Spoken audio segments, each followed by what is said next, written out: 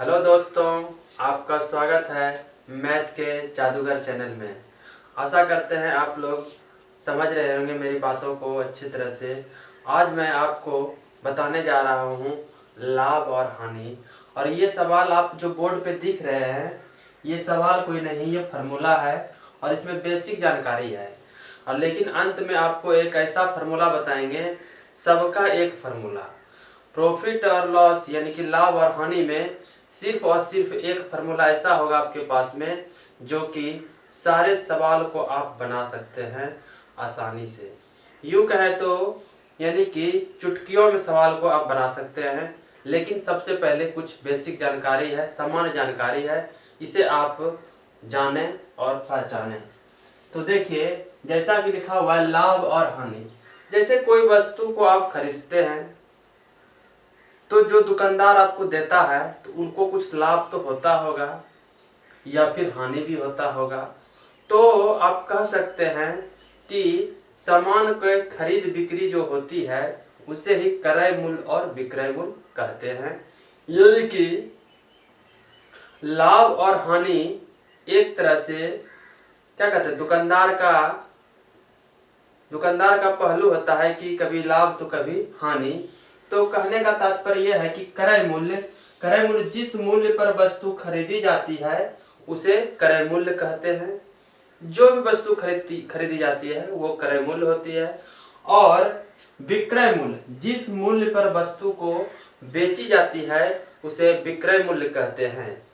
और इसी दोनों में लाभ और हानि होती है। यदि वस्तु को विक्रय मूल्य यानी कि अधिक होगा तो लाभ होगा।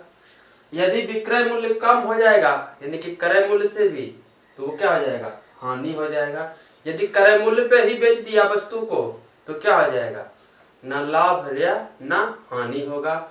तो आप यहाँ पे कह सकते हैं कि लाभ बराबर विक्रय मूल्य घटा क्रय मूल्य, हानि बराबर क्रय मूल्य घटा विक्रय मूल्य। और लाभ प्रतिशत बराबर यानी कितना प्रतिशत आपको लाभ हुआ और कितना प्रतिशत आपको हानि हुआ। तो लाभ प्रतिशत बराबर लाभ बटे क्रय मूल्य गुना 100 और हानि प्रतिशत बराबर हानि बटे क्रय मूल्य गुना 100। इस फार्मूला में कोई लोचा नहीं रहनी चाहिए आप लोगों को। तो आप देख सकते हैं कि नीचे क्रय मूल्य है, यहाँ भी क्रय मूल्य है, यहाँ भी 100 से गुना किए हैं, यहाँ भी 100 से गुना किए हैं।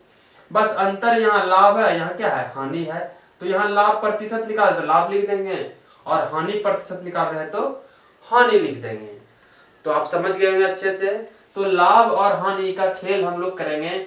और इसमें एक शब्द और आता है कि एमआरपी, यानी कि एमआरपी यानी कि जो उस पे नियत मूल्य लिखा रहता है, मैक्सिमम रिटेल प्राइस जो होता है वो कुछ रहता है लेकिन आपको कुछ कम दाम में मिल जाता है। तो उसमें आपको बचत वगैरह सब में आता है वो सवाल।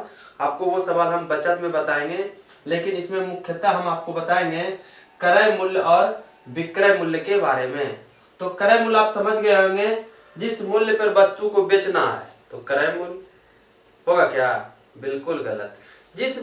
जिस मूल्य पे वस्तु को खरीदते हैं उसे क्रय मूल्य कहते हैं और जिस वस्तु को बेचते हैं उसे विक्रय मूल्य कहते हैं।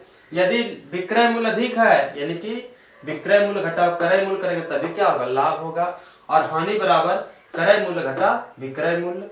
और लाभ प्रतिशत बराबर लाभ बटे क्रय मूल्य गुना 100 और हानि प्रतिशत बराबर हानि बटे क्रय मूल्य गुना 100 होगा। आप स्क्रीनशॉट ले सकते हैं इनका। आपको हम बताएंगे जो आप बेसिक जानकारी प्राप्त किए उसका हम उपयोग करते हैं। उपयोग कैसे करेंगे, आसान शब्दों में, बिल्कुल भी आसान। तो देखिए कैसे हम उपयोग करते हैं। आप पढ़िए इस प्रश्न को।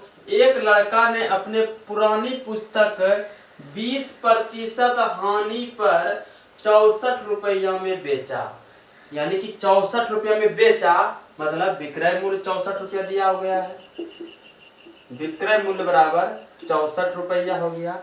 और पुरानी पुस्तक जो है 20% हानि हुई है, यानी कि 64 रुपया में जो बेचे गई पुस्तक उसमें 20% की हानि हुई है। तो हानि प्रतिशत बराबर 20%।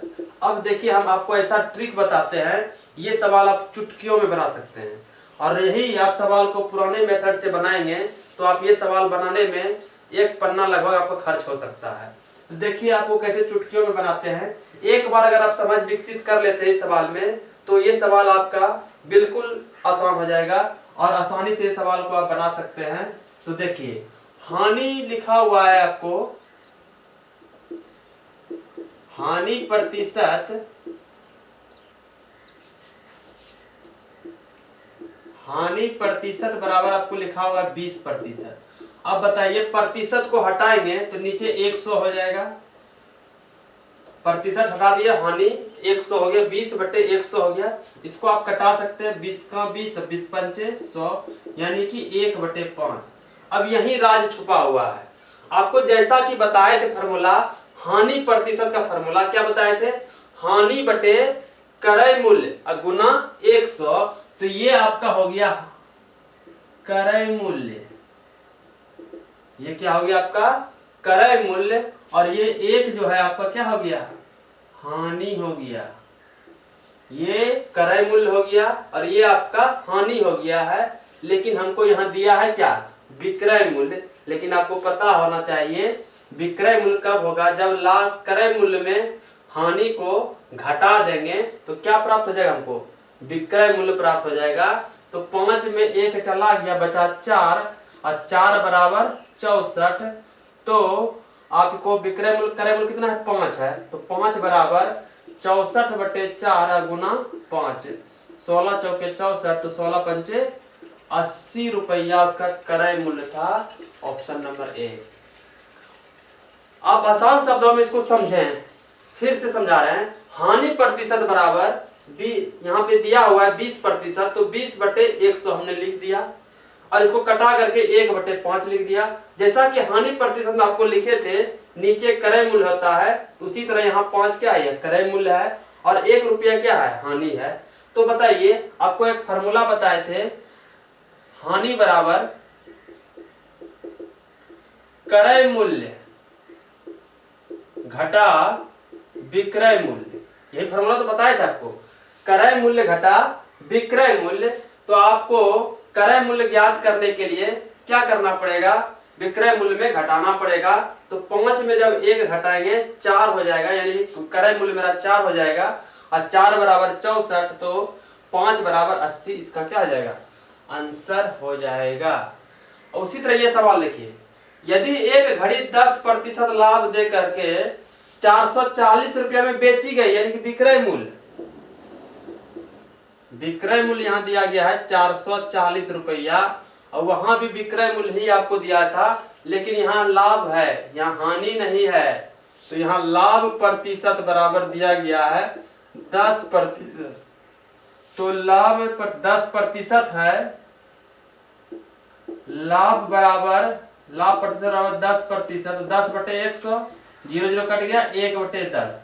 तो यहाँ 10 क्या हो गया, ये क्रय मूल्य हो गया और ये क्या हो गया, लाभ हो गया। अब जब विक्रय मूल्य हमको प्राप्त होना होगा तो क्या करें, क्रय मूल्य को लाभ में जोड़ देंगे, यानी कि 10 और 1 11, यही तो विक्रय मूल्य हो गया। और ओरिजिनल में विक्रय मूल्य कितना दिया हुआ है, 440, तो 440 हम लिख देंगे, 11 चौके 44, 40, यानी कि हमको क्रय मूल्य कितना है, 10 है, नकली 10 हो गया। 10 बराबर 40 गुना 10, तो बराबर 400, इसका क्या हो गया, आंसर हो गया।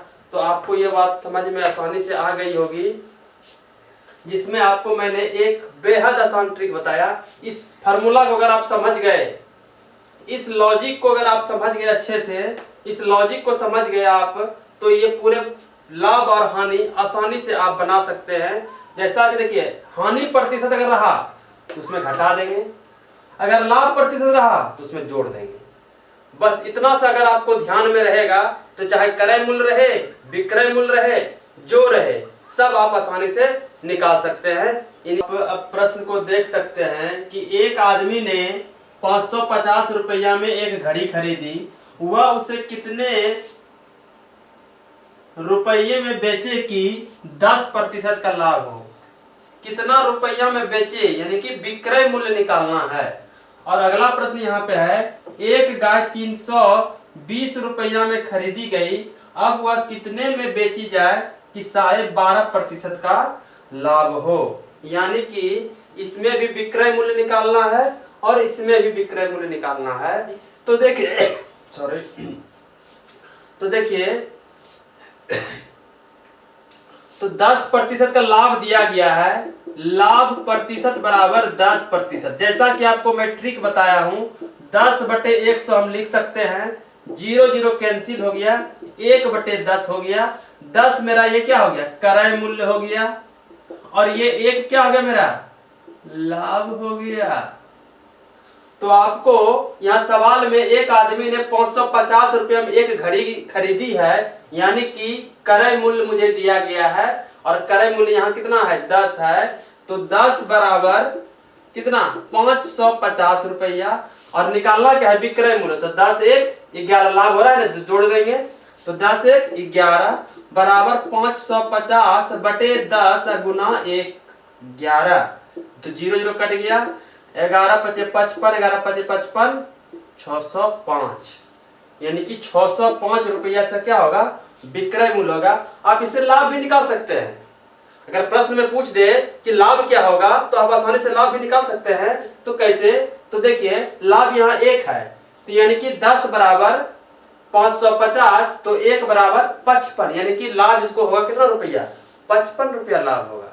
यानी कि एक अगर सूत्र आप अगर पता कर लिए तो इससे सारा सवाल आपको क्या हो सकता है, सॉल्व हो सकता है। एक अगला प्रश्न देखिए, एक गाय 320 रुपया में खरीदी गई, अब वह कितने रुपया में बेची जाए कि 12.5% का क्या हो, लाभ हो। तो देखिए यहाँ लाभ फिर दे दिया, तो लाभ प्रतिशत बराबर 12.5%। इसको तोड़ेंगे, पूर्णांक को तोड़ने जानते ही आप लोग हैं, 12 दूना 24 और 1 25/2%, यानी कि 25/2 गुना 100, 25 चौके 100, 1/8।